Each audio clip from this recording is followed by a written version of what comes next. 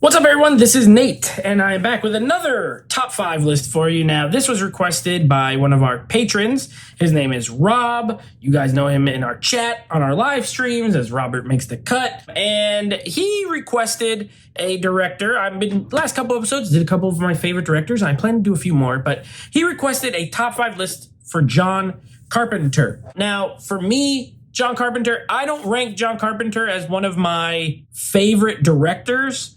I will say he's made one of my favorite movies of all time and another one that I love. And then the rest of his movies, I like some of them and I'm not crazy with some of them. So he's not someone that is like my go-to director, but I do have a few of his films. I do like a number of his films. I do like the way he makes movies, the kind of independent spirit he has. But he's not like in my top 10 or anything like that. But I'm doing it by request. So before I do so, please consider subscribing to the channel. Go ahead and hit the subscribe button down below if you like movies, if you like talking about movies, if you like seeing lists, rankings, unboxings, and of course, if you just like talking movies with us on our live show and reviews. We do all that stuff here on the channel. And then, of course, please drop a thumbs up. Do you like John Carpenter? If you like John Carpenter, give me a thumbs up down below and leave a comment with your list. What are your top 5 movies? Your top 5 won't be my top 5, most likely. So I want to hear what you guys think. Okay, let's get it started. Number 5 for me is going to be The Fog. Now, this is a good movie. I think I've heard some people say they're not really too crazy with it. I can understand. It's definitely a little bit of a slower paced film, but I do really like Jamie Lee Curtis in it. And it's kind of got like a campfire story type feel to it, right? Like The Fog feels like what you would tell if you were camping with your friends and you were sitting around a fire and you were telling an old ghost story. Like that's what it feels like. And I think that's what they were going for. And I think The Fog is a great premise. You know, this town with history, with certain things that happen there, and these ghost pirates coming back, do what they're going to do. I don't want to do spoilers or anything, but I think The Fog is a very solid movie, very 80s, a good film. I enjoy it quite a bit. All right, my number 4 is going to be They Live, starring the one and only Roddy Piper. Now, you might know him from wrestling, or if you don't watch wrestling, maybe you know him from this movie. So not one that I've seen a lot, but I did watch it not that long ago for our action movie podcast, and I had a really good time with it. I think the storyline's really good, very cool sci-fi premise with these aliens that are sort of hidden in plain sight, and this character who gets these glasses that reveal the aliens to him and how they're controlling people, and a lot of social commentary. Really good. Roddy Piper's actually really good, and it has that incredible fight scene with Roddy Piper and Keith David, and they fight for forever. It feels like 10 minutes. I don't know. They're just fighting in a back alley somewhere. It's great, and I think it was a lot of fun. I actually think that movie is Carpenter sort of having a little bit of a good time as opposed to some other movies where it's a little more like serious. So this one is a fun movie. I really enjoy it. My number 3, this is a classic. This is going to be Kurt Russell in Escape from New York. Now, I think Escape from New York is a really good sci-fi film. I love Kurt Russell in it. Snake Plissken is an awesome character. He looks cool. He does cool stuff.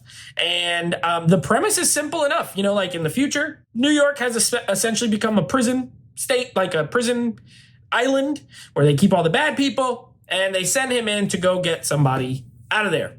And, you know, a search for this ensues, and you get to meet a lot of different characters along the way. It doesn't, there's some okay action and stuff like that. Carpenter, to me, his strength wasn't really like action scenes or anything like that, but there's some decent enough stuff in there. But the storyline is really good. And again, Kurt Russell, really good in the lead role, iconic. Of course, the inspiration for Solid Snake from the Metal Gear Solid series. So yeah, I think Escape from New York is really solid. I think it holds up pretty well as an 80s sci-fi film. However, it does not hold up as well, in my opinion, as the next movie. So my top 2, number 2 is one I love, and number 1 is one of my top 20 favorite movies of all time. The Thing is going to be my number 2. There it is. This is the Mondo Steelbook for The Thing. Of course, I slipped in the 4K disc. I mean, I don't know. I think The Thing holds up so extremely well. To me, the practical effects are still great. Performances are good. The paranoia, the sense of dread, the score by Ennio Morricone is great. It's subtle, it's low key, but it's really good. The setting, they're out in the snow. There's nobody around.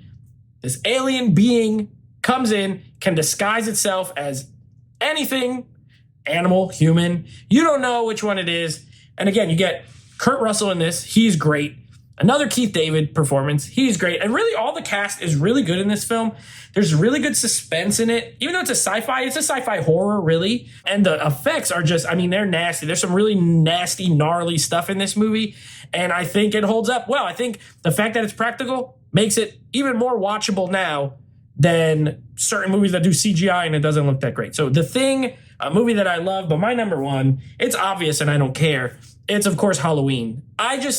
Halloween is probably my favorite horror film of all time. I just think it is a perfect, for what it is, a low-budget slasher film. I think is a perfect film.